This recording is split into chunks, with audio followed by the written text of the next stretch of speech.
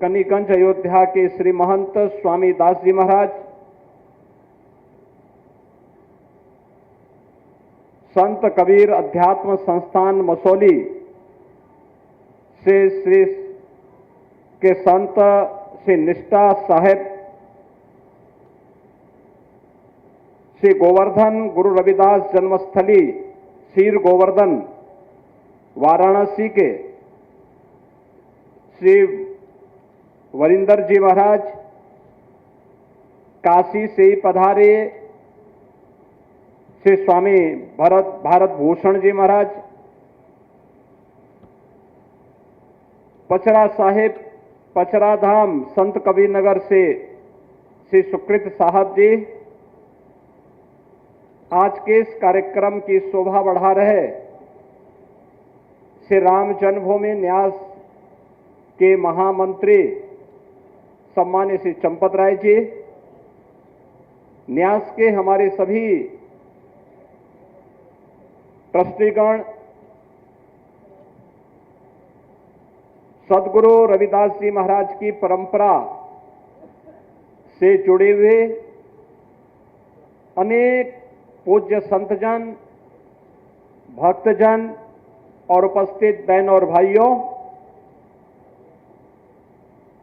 अयोध्या धाम में आज एक नई, इस अयोध्या के विकास की एक नई कड़ी की शुरुआत हो रही है। एक नई अयोध्या जिसमें सदगुरु रविदास जी मंदिर के सुंदरीकरण के क्रम में इस सभागार के लोकार्पण का यह भव्य कार्यक्रम यहां पर आयोजित हुआ है। इस आयोजन के लिए मैं इस मंदिर के श्री महंत बनवारीपति ब्रह्मचारी जी महाराज को और उनके सभी अनुयायियों को, शिष्यों को, शुभचिंतकों को हृदय से बधाई देता हूं, अपनी शुभकामनाएं देता हूं। बहनों और भाइयों, सदगुरु रविदास जी महाराज भारत के अंदर मध्यकालीन संत परंपरा के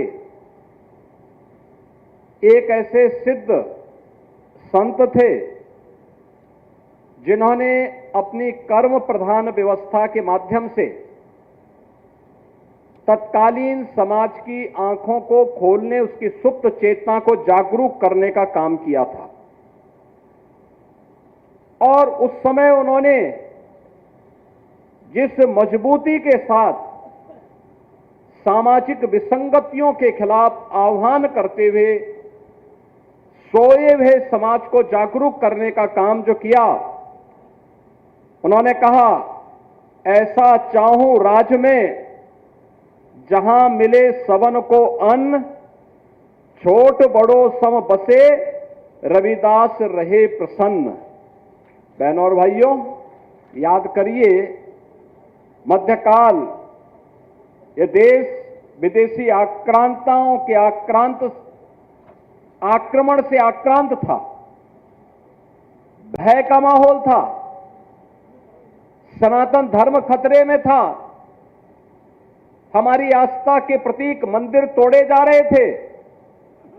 उन स्थितियों में काशी में रह करके एक संत बड़े गर्व के साथ सामाजिक एकता को लेकर के, उस समय की राज व्यवस्था को लेकर के उन्होंने चुनौती देने की मुद्रा में आकर के उस समय के समाज की सुप्त चेतना को जागरूक करने का काम कर रहे हैं।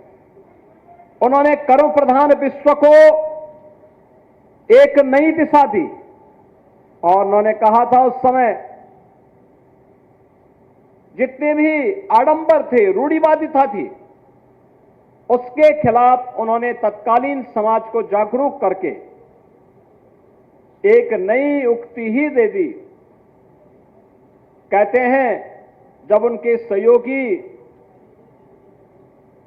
जो संत थे, उन्होंने उन्हें कहा कि चलो रैदास, चलो गंगा स्नान करने के लिए चलते हैं।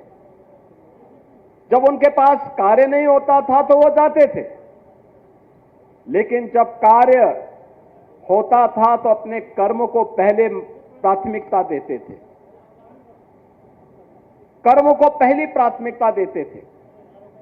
कहते हैं एक बार काम ज्यादा होने के नाते सदगुरु रविदास जी महाराज गंगा स्नान करने के लिए अपने सहयोगियों के साथ नहीं जा पाए, लेकिन उन्होंने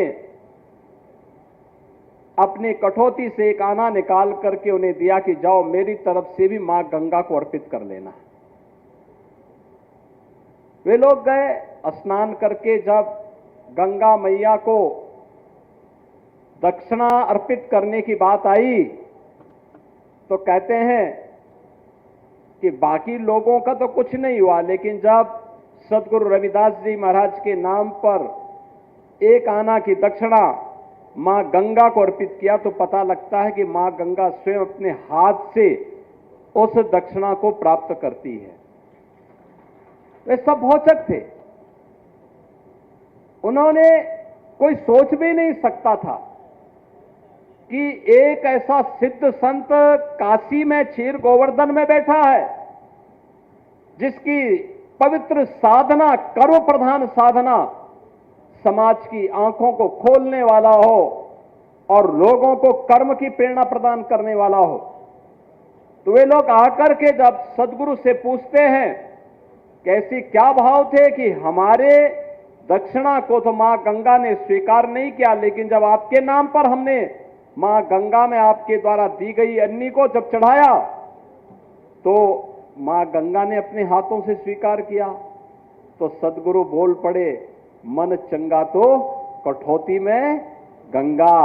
और बहनों और भाइयों, यही वह कर्म प्रधान व्यवस्था है जिसके बारे में आज प्रधानमंत्री मोदी जी देशवासियों को प्रेरित कर रहे हैं। यही वो परंपरा है। जब वह विकसित भारत की बात करते हैं, हर भारतवासी से एक बात कहते हैं कि हमें विकसित भारत के लिए कार्य करना है। विकसित भारत का मतलब जहां पर किसी प्रकार का जाति भेद न हो, जहां पे किसी भी प्रकार का कोई विषमता न हो, ना आर्थिक विषमता हो, ना सामाजिक विषमता हो, जहां पर किसी भी प्रकार का भाव न हो, हर ओर खुशहाली हो, सुरक्षा का माहौल हो, हर व्यक्ति एक सार्थक दिशा में समाज के लिए और देश के बारे में सोच रहा हो, उस प्रकार के भाव के साथ कार्य करने के लिए जब प्रेरित करते हैं तो इसकी प्रेरणा की तह में सदगुरु रविदास जी महाराज की प्रेरणा है, जो उन्होंने मध्यकाल में उस समय के विदेशी आक्रांताओं से भयभीत समाज को जागरूक करने के लिए जो अभियान काशी की धरती से चलाया था, आज काशी के सांसद के रूप में प्रधानमंत्री मोदी जी के द्वारा यह अभियान पूरे देश के अंदर चलाया जा रहा है। आज आपने देखा होगा सदगुरु रविदास जी महाराज की जन्मभूमि काशी में क्षीर गोवर्धन को पिछले 10 वर्ष के अंदर सुंदरीकरण के रूप में एक नई काया के रूप में प्रस्तुत किया गया है। वहां सदगुरु रविदास जी महाराज की भव्य प्रतिमा का स्थापना हुआ है, अन्न क्षेत्र का निर्माण वहां पर भी हुआ है, अन्य सुंदरीकरण के कार्य के साथ साथ बेहतरीन कनेक्टिविटी के साथ क्षीर गोवर्धन को जोड़ा गया है। जहां यह कार्य वहां हुआ, वहीं अयोध्या में भी, जिस अयोध्या की कायाकल्प के आप सब गवाह हैं, याद करिए आज से 8 वर्ष पहले अयोध्या के बारे में कोई सोचता भी नहीं था कि यहां भी 4 लेन की सड़कें बनेंगी। कोई सोचता भी नहीं था कि अयोध्या में भी कोई इंटरनेशनल एयरपोर्ट बनेगा। कोई सोचता भी नहीं था कि यहां पे माता सबरी के नाम पर अन्न क्षेत्र बनेंगे। कोई सोचता भी नहीं था कि यात्री विश्रामालय निषाद राज के नाम पर बनेंगे। कोई सोचता भी नहीं था कि अयोध्या में पंचकोसी परिक्रमा का मार्ग और 14 कोसी परिक्रमा का मार्ग भव्य रूप ले पाएगा। लेकिन आज ये सब अयोध्या धाम में दिखाई दे रहा है। एक नई अयोध्या के दर्शन हो रहे हैं। यह अयोध्या जो नई अयोध्या के रूप में आज आई है, राम जी की पेड़ी हो या सरयू मैया के घाट को नए रूप में आज जो देखने का अवसर हमें प्राप्त हो रहा है, यहां पर दीपोत्सव का कार्यक्रम हो या राम नवमी का भव्य आयोजन, यहां पर हनुमत जयंती का कार्यक्रम हो या विभिन्न पर्व और त्योहारों के समय में अयोध्या की देखी जा रही रौनक, जो इसे तीनों लोकों में एक न्यारी के रूप में, प्रथम पुरी के रूप में इसके गौरव को कई गुना बढ़ाने का काम कर रहा है। यह तब हुआ है जब पूरा भारत एक स्वर में, एक दृष्टि से अपने धामों को भव्य स्वरूप देने के लिए उत्सुक दिखाई दिया है। बहनों और भाइयों, आज उसी श्रृंखला का हिस्सा है सदगुरु रविदास जी महाराज के इस अयोध्या धाम के मंदिर के इस सभागार के लोकार्पण कार्यक्रम के लिए। यहां पर महंत श्री बनवारी पति ब्रह्मचारी जी महाराज ने जो प्रस्ताव दिए थे हम लोगों को, उस प्रस्ताव के अनुसार पर्यटन विभाग से हमने प्राथमिकता के आधार पर इन कार्यक्रमों को आगे बढ़ाने का काम किया। और हम लोगों ने यह भी कह रखा है, यहां जितने भी ऐसे मंदिर होंगे, चाहे वह रजक समाज से जुड़ा हुआ हो, पासी समाज से जुड़ा हुआ हो, या वाल्मीकि समुदाय से जुड़ा हुआ हो, या जिस भी समुदाय का कोई देव मंदिर यहां पर बने हैं, इन सब ने एक नई प्रेरणा दी है, इन संतों ने प्रेरणा दी है। वही प्रेरणा थी जिस प्रेरणा ने अयोध्या के इंटरनेशनल एयरपोर्ट का नामकरण महर्षि वाल्मीकि के नाम पर करने के लिए हमें प्रेरित किया। याद करिए, पहला एयरपोर्ट है जो महर्षि वाल्मीकि जी के नाम पर है, और अभी इंटरनेशनल। आज से 8 वर्ष पहले कोई कल्पना करता था कि अयोध्या देश के अंदर एयर कनेक्टिविटी के साथ जुड़ेगा, वायु सेवा के साथ जुड़ेगा? एक कल्पना थी। हजारों वर्ष पहले भगवान राम पुष्पक विमान से आए होंगे, लेकिन हजारों वर्षों में, अन्य दिनों में छोड़ दीजिए, कम से कम आजादी के बाद ये 75 वर्ष तो आपको प्राप्त हुए थे ना। देश के अंदर अनेक सरकारें बनी होंगी, इन सरकारों ने क्या किया था? नहीं किया। उनके पास फुर्सत नहीं थी, और जब फुर्सत नहीं थी इसलिए विकास नहीं करा पाए। अयोध्या में बिजली नहीं मिलती थी, पर्व और त्योहारों में सफाई नहीं होती थी, सुरक्षा की कोई व्यवस्था नहीं होती थी, एयर कनेक्टिविटी की बात तो दूर, रेलवे की भी सिंगल लाइन थी और ट्रेन कभी एक ट्रेन आती थी, बस की कनेक्टिविटी बहुत कम थी। अयोध्या आने का मतलब लोग पूछते थे कि अयोध्या कहां है, कैसे जाना है। और आज देश को और दुनिया को अयोध्या का पता पूछने की आवश्यकता नहीं होती है।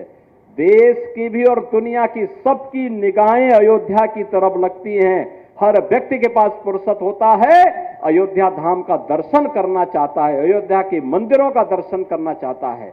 और इसीलिए तो अयोध्या सूर्य वंश की राजधानी ही नहीं थी, भगवान राम की राजधानी ही नहीं थी, बल्कि भगवान राम की जन्मभूमि होने के साथ साथ देश की पहली सोलर सिटी के रूप में भी आज देश के अंदर अपनी एक नई पहचान बना रहा है। आज जब यहां पर एक कार्य हो रहा है, मैं इस अवसर पर यहां पर संत सदगुरु रविदास जी मंदिर के श्री महंत जी को, यहां पे पासी समाज से जुड़े हुए जो हमारे महंत जी हैं, या कबीर मठ से जुड़े हुए महंत जी हैं, अन्य जितने भी हमारे रजक समाज से जुड़े हुए या अन्य पवित्र स्थलों से जुड़े हुए जितने भी हमारे पूज्य संतजन हैं, उन सबको इस बारे में आश्वस्त करना चाहता हूं। सरकार की प्राथमिकता इन सबको जोड़ करके आगे बढ़ाने की है, समाज को उनके योगदान के प्रति अपनी कृतज्ञता ज्ञापित करने की है। और उसी क्रम में आज मैं यहां पर उपस्थित हुआ हूं। आज के इस अवसर पर सदगुरु रविदास जी महाराज के श्री चरणों में कोटि कोटि नमन करते हुए इस पूरे कार्यक्रम के लिए मैं सदगुरु रविदास जी महाराज के सभी अनुयायियों के प्रति हृदय से अपनी शुभकामनाएं देता हूं और विश्वास व्यक्त करता हूं कि हम सभी लोग मिलकर के नए भारत का, आत्मनिर्भर भारत का और विकसित भारत की परिकल्पना को साकार करने में हम सब अपना योगदान दे पाएंगे। इस विश्वास के साथ मैं आज के इस अवसर पर आप सबसे यही अपील करूंगा, विकसित भारत और आत्मनिर्भर भारत बनेगा तब जब हमारी परिकल्पना, जब हमारा संकल्प हमारे कर्तव्यों के साथ जुड़ेगा, जब हमारे लिए भारत प्राथमिकता होगी, देश प्राथमिकता होगी, नेशन फर्स्ट की व्यवस्था, देश पहले, परिवार तब और व्यक्तिगत हित बाद में। सबसे पहले देश की बात हमें करनी होगी और याद करना, जिस दिन हम देश की बात पहला करना प्रारंभ कर देंगे, दुनिया की सारी समस्याओं का समाधान आपके हाथ में होगा। इस विश्वास के साथ मैं एक बार फिर से इस कार्यक्रम के प्रति यहां पर महंत श्री बनवारीपति ब्रह्मचारी जी महाराज को, उनके सभी सहयोगियों को हृदय से बधाई देता हूं। आप सबके प्रति मैं अपनी शुभकामनाएं देता हूं और विश्वास व्यक्त करता हूं कि आप सब देश की प्रवर्तमान अभियान के साथ आप सबकी भावनाएं भारत राष्ट्र के प्रति, अपनी सेना के प्रति और अपने नेतृत्व के प्रति पवित्र भाव के साथ जुड़ी रहेगी। इस विश्वास के साथ आप सबके प्रति मेरी शुभकामनाएं। धन्यवाद। जय हिंद। जय जय श्री राम। जय जय श्री राम।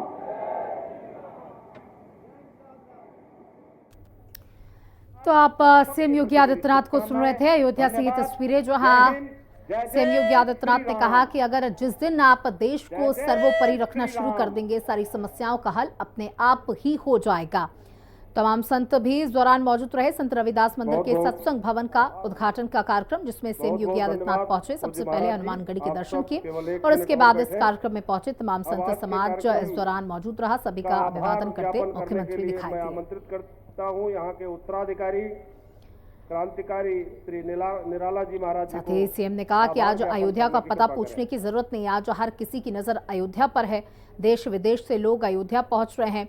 अयोध्या तेजी के साथ प्रगति कर रहा है, अयोध्या का विकास तेजी के साथ हो रहा है। तो ये तमाम बातें आज सीएम योगी आदित्यनाथ ने कही इस दौरान। लोकार्पण